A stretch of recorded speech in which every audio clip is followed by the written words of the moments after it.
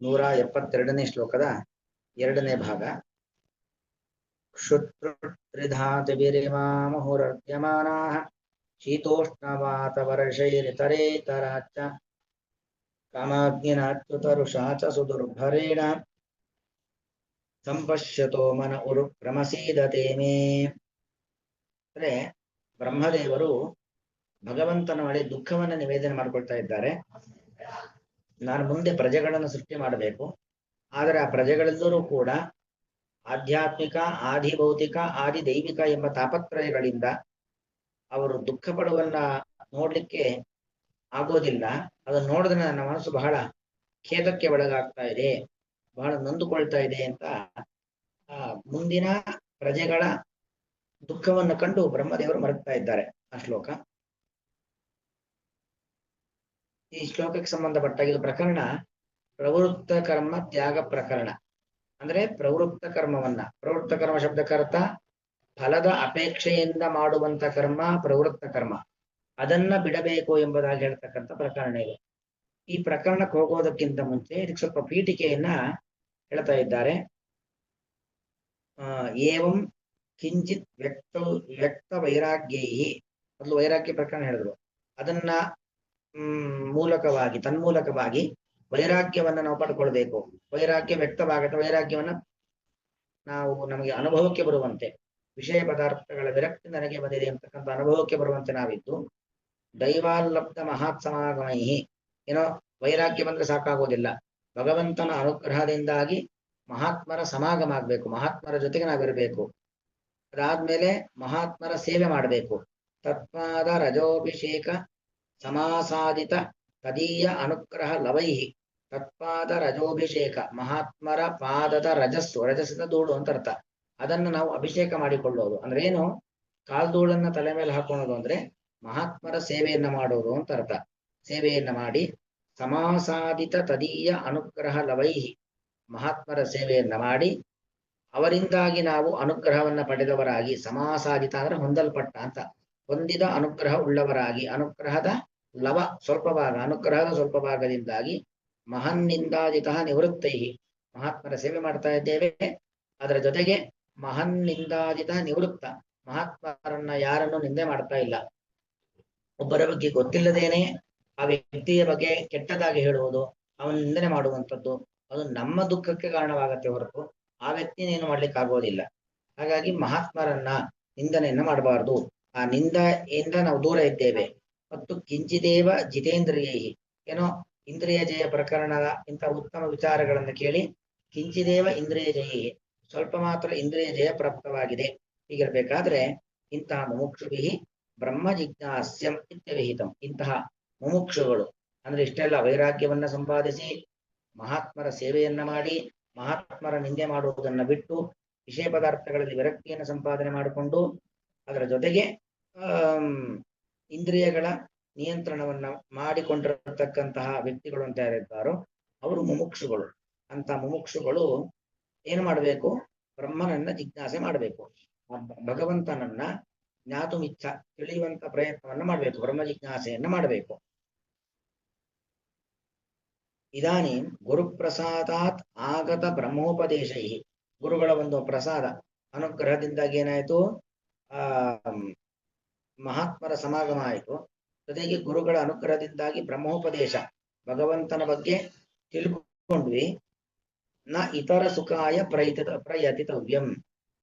ಬ್ರಹ್ಮನ ಬಗ್ಗೆ ತಿಳ್ಕೊಂಡ್ಮೇಲೆ ಇನ್ಯಾವುದೋ ಕ್ಷುಲ್ಲಕ ಸುಖಕ್ಕೋಸ್ಕರವಾಗಿ ಪ್ರಯತ್ನವನ್ನ ಮಾಡಬಾರ್ದು.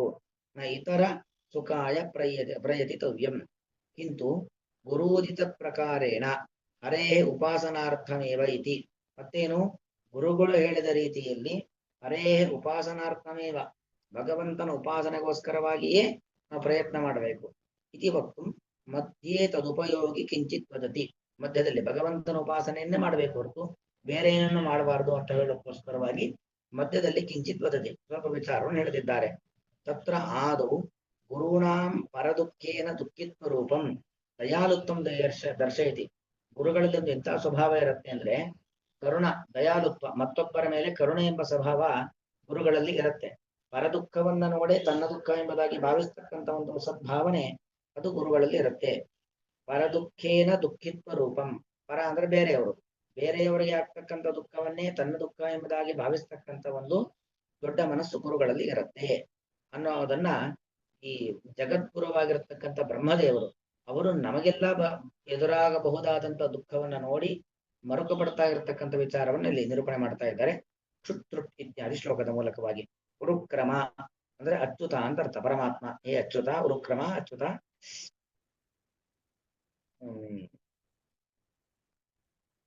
ಎರಡು ಸಂಬೋಧನೆಗಳು. ವಾತ ಪಿತ್ತ ಶ್ಲೇಷ್ಮ ರೂಪೈ ತ್ರಿಧಾತುಭಿ. ವಾತ ದೇಹದಲ್ಲಿರತಕ್ಕಂತಹ ವಾತ ಭಾಗ, ಪಿತ್ತ ಭಾಗ, ಶ್ಲೇಷ್ಮ ಅಂದ್ರೆ ಕಫ ಅಂತ ಅರ್ಥ. ವಾತ ಪಿತ್ತ ಕಫ ಈ ಮೂರು ಧಾತುಗಳು. ತದಾ ಶೀತೋಷ್ಣ ವಾತ ವರ್ಷೈ ಅನ್ಯೋನ್ಯತಶ್ಚ. ಮತ್ತು ಶೀತ ಉಷ್ಣ ವಾತ ಮಳೆ ಗಾಳಿ ಮತ್ತು ಬೆಂಕಿ ಇವುಗಳಿಂದಾಗಿ ಅನ್ಯೋನ್ಯತಶ್ಚ ಪರಸ್ಪರ ಯಾವುದೋ ಒಂದರಿಂದಾಗಿ ಕಾಮಲಕ್ಷಣೇನ ವನ್ನಿನ ಅದರ ಜೊತೆಗೆ ಕಾಮಾಗ್ನಿನ. ಕಾಮ ಎಂಬತಕ್ಕಂಥ ಬೆಂಕಿ, ಕಾಮ ಕೆಟ್ಟ ಬಯಕೆ, ಅದು ನಮ್ಮನ್ನು ಸುಡ್ತಾ ಇರುತ್ತೆ ನಿರಂತರವಾಗಿ. ಕೆಟ್ಟ ಬಯಕೆ ಎಂಬ ಬೆಂಕಿಯಿಂದಾಗಿ ಕಾಮಲಕ್ಷಣೇನ ವನ್ನಿನ ಓಢುಂ ಅಶಕ್ಯೇನ ಋಷಾ ಕ್ರೋಧೇನ ಚ. ಅನ್ನೇ ಧಾರಣೆ ಮಾಡಲು ಅಸಾಧ್ಯವಾಗಿರ್ತಕ್ಕಂಥ ಋಷ ಕೋಪದಿಂದ. ಋಷ ಅಂದ್ರೆ ಕ್ರೋಧ ಅಂತ ಅರ್ಥ, ಕೋಪದಿಂದ. ಮುಹುಮುನುಹು ಅರ್ಧ್ಯಮಾನಾಹ ಮತ್ತೆ ಮತ್ತೆ ಅರ್ಧ್ಯಮಾನಾಹ ದುಃಖ ಪಡ್ತಾ ಇರತಕ್ಕಂತಹ ಇಮಾಹ ಪ್ರಜಾಹ ಈ ಎಲ್ಲಾ ಪ್ರಜೆಗಳನ್ನು. ಪ್ರಜಾಹ ದ್ವಿತೀಯ ವ್ಯಕ್ತಿ ಬಹುಜನ.